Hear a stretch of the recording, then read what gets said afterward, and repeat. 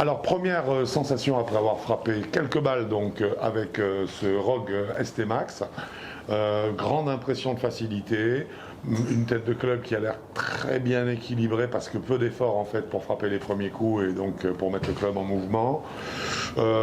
Pas mal au niveau de l'alignement ici, les deux traits, c'est qui nous saute aux yeux, je dirais, immédiatement. Et puis une impression quand même de grande tolérance, assortie, c'est assez étonnant, les chiffres vont nous le confirmer dans quelques instants, d'une puissance qui m'a l'air nettement supérieure à ce que nous avons pu tester cette année chez d'autres concurrents de Callaway. Donc vraiment une canne qui mérite qu'on l'explore, c'est ce qu'on va faire immédiatement bien sûr et on en parle dans quelques secondes.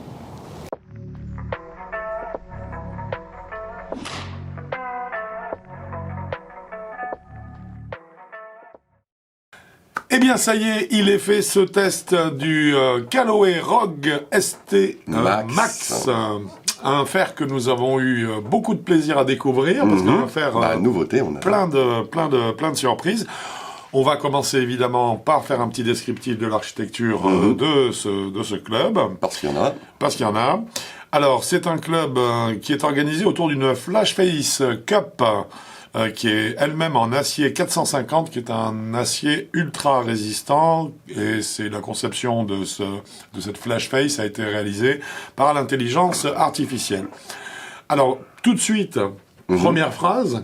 Oui. À partir du moment où je vois qu'on a un acier 450 ultra résistant, eh ben ça veut dire qu'en fait on a donc on recherche quoi? De la vitesse. Donc a priori, on peut déjà imaginer que ces clubs seront faits pour les joueurs qui recherchent de la puissance. Voilà. Continuons. L'optimisation donc de la face a été faite par l'intelligence artificielle et chaque face de club, donc chaque numéro a en fait un travail... Face particulière. Voilà, une face particulière et un travail de la répartition des masses à l'arrière de cette face qui est spécifique. Nous avons dans la globalité du club un poids de tungstène de 62 grammes. Alors c'est important. Il faut savoir que c'est 260% de plus que sur les Mavericks. Que sur les Mavericks, qui ont été en fait les précurseurs de toute la technologie qu'on retrouve aujourd'hui dans les clubs réalisés par Callaway. Alors il est évident que cet ajout de tungstène optimise les trajectoires de balles, puisque en fonction de son emplacement, et là on se doute bien qu'il va être placé relativement bas. Intelligemment. Voilà, eh bien ça va bien sûr favoriser l'élévation de la balle. Également, derrière la face de club, de façon à optimiser le toucher, donc améliorer le toucher et la sonorité du club, il y a un espèce de petit tapis en microsphère uréthane qui ont été brevetés par Callaway. C'est un de leurs... petit joujou, pas joujou, mais la petite nouveauté. Voilà, personnelle. Et ce tapis, donc, cette fine couche de microsphère en uréthane, remonte, pour ceux qui aiment la précision, jusqu'à la 6e rainure du club, de la face du club, de façon donc à améliorer le son et le toucher, comme on l'a dit. C'est une série qui existe en droitier et en gaucher, exactement. Avec, nous allons le préciser, un swing weight simplement de D0 pour la version carbone et en D2 pour la version acier. Voilà en gros le descriptif donc de l'architecture de ce Rogue ST Max. Si ça continue dans les clubs, on va avoir un listing assez impressionnant. Il va falloir faire une checklist digne d'un départ d'avion. C'est ça.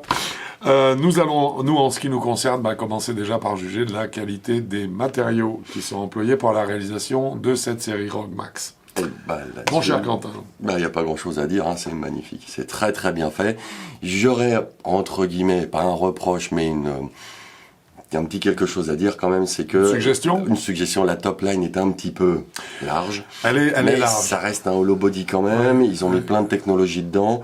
Le club est fini aux petits oignons. Ouais, absolument. Nickel chrome. La largeur de cette top line, elle indique en fait que Callaway a recherché une grande profondeur de cavité en fait à l'arrière du club. Oui, voilà. Et c'est ce qui s'explique par cette pliure qui amène en fait une top line un petit peu épaisse. Visuellement, c'est gênant pour les joueurs qui sont habitués à jouer avec des cannes un peu plus fines. Un petit peu plus fines. Sinon, on s'y fait relativement facilement, sachant que c'est pas cette partie-là qui percute la balle. Mais c'est vrai qu'elle a quand même un petit rôle au niveau visuel qui est assez remarquable. Bon, ça change pas les trajectoires des balles. Non. Donc sur la qualité des matériaux, et on voit en plus qu'il y a des efforts qui ont été faits sur la sonorité avec cette espèce de couche de microsphère en uréthane. Donc aucun doute là-dessus. Le club pouvait prendre 2 points, on l'a donné. Les 2 points possibles. Exactement. Nous allons maintenant aborder la question de la qualité statique de ce club. Mon cher Quentin, qu'est-ce que tu as à nous dire? Eh ben, que l'avantage d'avoir un club en hollow body, c'est que la semelle, on a à peu près toute la place pour la travailler, pour qu'elle se pose parfaitement. Parce qu'à une top line large, correspond généralement une semelle large également. Et là, ça se pose, mais parfaitement. Exactement. Alors, à préciser par contre, et ça va pas être au crédit du club par contre, c'est que ce Fairset que nous avons testé avait un loft qui n'était pas du tout dans la norme. Voilà, il n'est pas aux environs de 32-34 degrés, il est plutôt à 27,5. Là, il est précisément à 27,5, ce qui en fait un loft de Fer 5 pour une longueur de club de Fer 7. Il faut bien préciser les choses. Alors évidemment ça, doté en plus d'un offset de 6,1 mm pour être précis, donc un offset relativement important, 27,5, on voit bien qu'on cherche là à la fois de l'élévation, l'offset y participe, mais surtout énormément de distance, parce que 27,5 c'est trop faible, comme l'offset. C'est faible. Voilà. Alors le résultat, on le verra dans d'autres chapitres, le résultat est là, je veux dire, il n'y a pas de souci, ça marche, 27 degrés, ça donne des trajectoires de 27 degrés. Oui, c'est clair. Là, par contre, ça nous a un petit peu dérangé. C'est ce qui fait que donc, au niveau, bien que la balle repose parfaitement avec ce club, comme tu l'as dit, évidemment, sur les 2 points possibles, nous ne lui en avons attribué qu'un seul. Nous abordons la question maintenant de la stabilité de ce fer Rogue ST Max et donc forcément de son moment d'inertie. Eh ben, personnellement, je l'ai trouvé magnifique. Là, je crois que contrat rempli. Ça est un hollow body, ça aide aussi, hein. Faut être difficile, pour pas dire que le contrat est rempli. Là, il faut chercher, c'est plus la petite bête, là, qu'on cherche, c'est vraiment le grain de poussière, parce que, personnellement, même en descentrant, ça bougeait pas. Il est super stable, et on peut la prendre, comme tu dis, n'importe où dans le club, presque. Presque n'importe où. Faut vraiment qu'une partie de la balle sorte du club pour sentir une vibration. Donc faut y aller assez fort.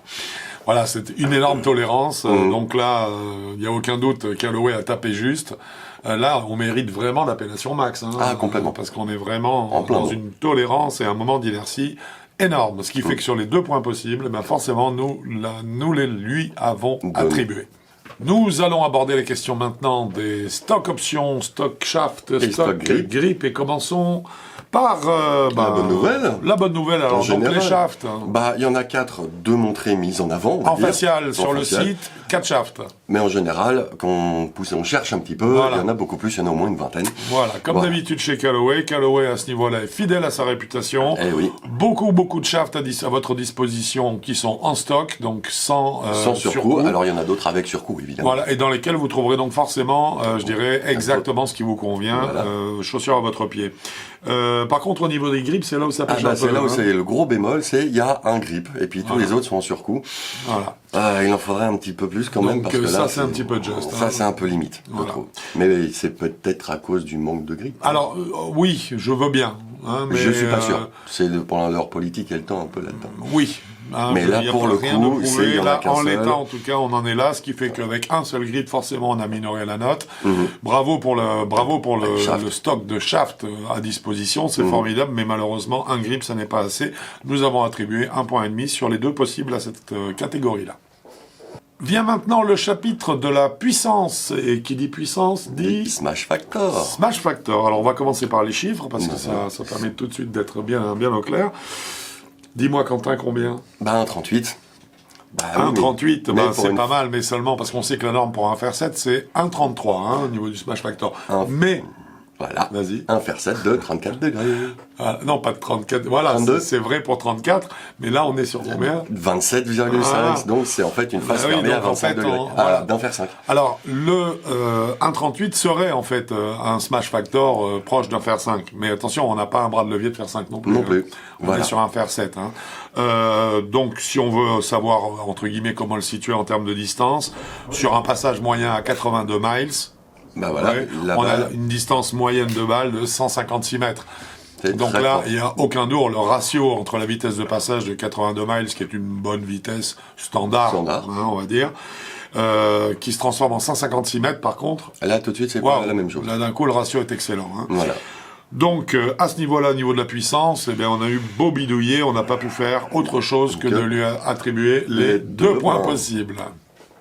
Nous allons parler d'effet, donc de spin, et plus précisément de backspin. On ne va pas faire durer la surprise, l'attente. Hein. Voilà. Le taux de spin moyen sur notre séance a été de 5300 tours minute. Voilà. C'est parfaitement normal pour un club lofté à 27 degrés. Voilà, c'est ça. Parce qu'en c'est pas un fer 7. Non, voilà. On retrouve au niveau du spin exactement le loft du club, puisqu'on est sur la norme d'un fer 5. Voilà. Sinon, on serait aux alentours de 7000 tours. Là, c'est absolument cohérent. On peut pas faire autre chose que lui donner les 2 points. Mais il les a tombés pile voilà. C'est vrai que le calcul a quand même été merveilleusement fait de la part de Callaway, parce qu'en termes de puissance, en termes de stabilité, en termes de tolérance du club en général, le spin est vraiment excellent. Donc on lui met 2 points. Oui, ça n'est pas un spin de fer 7, mais c'est un spin qui correspond bien au loft du club. Donc il est cohérent. Rien à dire. Donc on est sur 2 points dans ce chapitre-là. Nous abordons dès maintenant la question des trajectoires de balles. C'est un chapitre très important, mon cher Quentin. Bah oui, puisque c'est lié à la fois au spin, à la puissance. Beaucoup d'éléments. Ouais, tous les éléments qui rentrent en ligne de compte pour définir une trajectoire de balle. Autant donner les chiffres tout de suite. On a eu un apex moyen à 29 mètres. Moyen à 29 mètres, donc ce sont des balles relativement hautes. Pour un loft de fer 5. Oui, donc ça prouve bien qu'il y a une évolution telle aujourd'hui sur la qualité des manches et la qualité des balles qu'on doit absolument revoir les standards des lofts pour les mois à venir. Et puis aussi, la façon dont on met les masses ou les différents matériaux à l'intérieur de la tête de club vont forcément changer un peu le centre de gravité, le moment d'inertie, donc travailler aussi les angles de départ de balle. Absolument. Nous allons faire un petit tuto sur le golf de façon à aborder cette question. Donc, trajectoire de balle, moi, comment est-ce que tu les as trouvées? Je les ai trouvées un peu trop en cloche. Au démarrage de trajectoire. Au démarrage, un peu trop. Elles sont bien, mais c'est un peu trop direct vers le plafond. Je les trouvais pas molle, mais un peu flottante, très légèrement. Au démarrage, parce qu'ensuite, c'est assez étonnant. Ensuite, ça avance bien. Parce qu'au démarrage, on a un petit peu cette impression qu'elle vient elle vient coiffer un peu la trajectoire idéale. Elle vient au-dessus, un petit peu, en casquette là-dessus. Mais après, par contre, elle reste relativement linéaire dans sa trajectoire, et du coup, elle avance et elle obtient. Elle avance bien. Oui, et puis c'est pas délirant en termes de hauteur, 29 mètres, c'est pas délirant. On n'est pas au-dessus de 30 mètres. Voilà. C'est quand même tout à fait gérable, je dirais. Donc, elles sont bien. Moi, j'ai beaucoup aimé la seconde partie de trajectoire de balle. Ouais, voilà, celle qui avance. J'ai moins aimé le démarrage. Au bout du compte, en tout cas, ça fait que nous l'avons attribué à ce chapitre-là 1,5 point sur les 2 possibles. Abordons maintenant la catégorie du feedback. Sensation de retour. Sensation de retour, la façon à laquelle on ressent en fait le coup de golf, l'impact. Voilà. Moi, j'ai été vu qu'il y a une phase dure, je m'attendais à un contact un petit peu plus percutant, on va dire. Au niveau du feedback, je parle seulement. Hein. Quand on la tape, on sent qu'il y a une percussion, on sent qu'il y a quelque chose. Oui, parce que moi, je l'ai trouvé assez métallique quand même. Oui, c'est assez métallique, il n'y a pas de souci. C'est juste que je m'attendais à ce que le feedback, le retour d'information de là où était tapée la balle, allait être beaucoup plus pointu. Là, pour moi, le club a une zone de confort immense. Immense, mais quand on est dedans, on ne sait pas où on est. Oui, mais c'est normal. On a vu son architecture déjà. Donc, on est sur un cavity back par partie, au low body pour une autre partie. On a une semelle large parce qu'ils ont recherché un maximum d'espace, en fait, dans l'arrière du club, en bas. Tu vois, donc, très large. Il est évident que tout ça, c'est du feutrage. Avec une face de club en métal dur, comme l'acier 450. Il est évident qu'en termes de précision de sensation, ça va perdre. Là, ça pêche un peu. C'est dommage, parce que sinon, il reste agréable à jouer. On en reviendra tout à l'heure dans les sensations. Mais là, pour moi, le feedback est un peu trop... alors, c'est pas le bon mot, c'est pas cotonneux du tout. Non, pour moi, c'est pas du tout. Non, c'est pas du tout cotonneux, c'est juste éparpillé. Un point d'interrogation. On sait pas où ça. Sur la face, là, on ne sait pas trop. globalement, on fait le geste dans le bon sens et on sait sûr que la balle va terminer là-bas. Hein, ça, il y a pas de doute. C'est juste ça. Maintenant, savoir si on l'a prise 2 mm en haut, en bas, à droite ou à gauche. Là, c'est improbable, impossible à savoir. Je suis d'accord. Ce qui fait qu'en fait, à ce niveau-là, parce que c'est ce qui le fait pêcher sur les sensations de feedback, eh bien, on lui a attribué en fait que un point sur les deux possibles. Et nous allons parler pour finir de nos sensations. Hein, ah, ça j'adore. The last but not the least. Qu'est-ce que tu nous dis? Parce que là, niveau sensation, on était quand même servi avec cette on a été bien servi. Déjà, pour moi, ce club est très rassurant. Moi, il m'a stupéfait. Ouais. Il est génial, il est bien posé. Il fait pas peur du tout. On peut le jouer facilement, il tourne bien autour du corps, le contact est à la limite facile, faut vraiment avoir un lie bien moche pour que ça commence à devenir touchy. Pour moi, il est vraiment très, très, très efficace et très facile à jouer, très agréable. On va jouer avec plaisir. La seule chose qui, pour moi, penche, comme j'ai dit, dans le feedback, c'est au niveau du toucher. C'est même si le bruit est fantastique. Ça claque bien, c'est propre, tout est propre, sauf pour moi cette notion de feedback où je l'ai touché où. Alors écoute, mais j'ai adoré. Moi, j'ai aucun souci là-dessus. Hein. Moi, j'aime beaucoup ta façon de décrire ta sensation. Moi, je dirais que de mon côté, c'est un club qui, et c'est ce que nous avons fait, si on le décortique. Si on le met en 12. En miettes. Voilà. Et qu'on analyse chaque miette, façon plus. On voit bien que ce club est un club qui possède des petits défauts. Une top line large, pour moi, c'est un petit défaut sur un club. Ça sera moins vrai pour un joueur qui a un niveau peut-être moins bon que le mien. Tu vois ce que je veux dire. Mais en soi, c'est un petit défaut. On a vu la tolérance du club donne un feedback qui est un peu approximatif. Donc, quelque part, c'est encore un petit défaut. Bref, le loft est très fermé, ce qui pourrait paraître encore, une fois de plus, un petit défaut. Donc, si on le passe à la moulinette de cette façon-là, oui, c'est un club qui a des défauts. Mais ce qu'il en ressort surtout, moi, quand j'ai pris la première fois le club en main et que j'ai commencé à taper des balles avec, c'était une impression de performance incroyable par rapport à l'effort fourni. C'est-à-dire qu'en fait, j'ai vu vraiment d'un coup, alors c'est vrai, un toucher très sec, métallique, très un petit peu dur, on va dire, qui est lié donc à cet acier 450. Mais par contre, on a une impression de ratio facilité de mettre la balle en l'air et performance de la balle qui est stupéfiant. Vraiment, il m'a bluffé dès le début. Et après, c'est vrai qu'il y a des petits défauts qui viennent. Voilà, moi j'ai pas dit que j'avais pas aimé. Moi, j'ai trouvé non, je dis pas ça non plus. Moi, mon ressenti, il a été là. Moi, j'ai trouvé beaucoup de qualité, comme tu l'as dit, juste quelques tout petits défauts, dont moi, tout le monde sait que j'adore les clubs qui parlent. Celui-là, il m'a pas parlé beaucoup, mais par contre, facile à jouer. Quand il parlait, je parle que du feedback. La façon de le jouer, l'aisance et tout ça, ça part tout seul. C'est facile, c'est hyper agréable. Mais alors, tu vois, moi, j'ai eu l'impression quand même que ce club me donnait une sensation globale qui était assez étonnante dans le sens où elle est différente des autres séries qui sont aujourd'hui sur le marché. Ça, c'est clair. Là, on a une équation un peu différente. On joue avec d'autres éléments. Et j'ai trouvé ça très, très intéressant parce qu'en plus, très performant. Donc, poussé, il n'y a pas de souci. Au bout du compte, en tout cas, ça veut dire que sur les 4 points qu'on pouvait lui mettre... On lui en a mis 3. Sur nos sensations, on lui en a mis 3. Donc c'est très très bien et ça nous donne exactement et ça nous donne au total en faisant l'addition de tout ça une note générale de 16 sur 20 ce qui est une très bonne note pour un club. C'est bien, un club qui, j'en suis sûr, aura un énorme succès. Et je pense aussi. Nous allons aborder maintenant la question de la gamme. La gamme va de confirmer à Challenger, c'est-à-dire de 19, pour être précis, à 36 d'index. Voilà. Donc ça veut dire que c'est une canne qui ratisse large quand même. C'est large, oui. Donc normal, c'est fait pour. Non, mais je pense que c'est une gamme qui est, je dirais qu'on l'a définie en tenant vraiment compte de sa conception, des trajectoires, de ses points forts, parce que en fait en dessous de 19. Non, on cherche un peu plus touchy. Parce qu'on va chercher plus de sensations peut-être, plus de feedback. La puissance n'est plus peut-être aussi prioritaire. Un peu moins. Jusqu'à 36, elle peut l'être. Là, le club donne tout ce qu'il faut et en tolérance et facilité. Après, on est sur davantage le débutant, le néophyte. Là, il y a des séries, je dirais, qui sont vraiment, notamment en Super Game Improver, vraiment faites pour ça. Hein. Voilà. Et puis, cette canne a également un prix, je suppose. En fait, non, mais là, on a deux. Oh, mince, parce qu'elle est à 143 € en acier et à 157 en carbone. Ça fait un prix.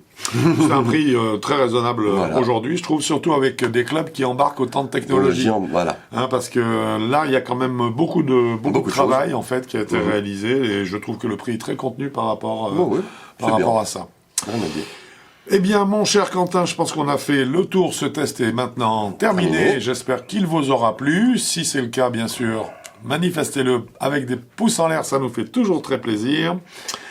Vous pouvez vous abonner pour être au courant de toutes nos activités. C'est là que ça se passe. Voilà. Exactement. Et si vous voulez quelques précisions sur votre swing, sur votre futur choix de club, n'hésitez pas à nous envoyer la fiche technique Avigolfeur remplie. Elle se trouve en pied de page du site avigolf.com.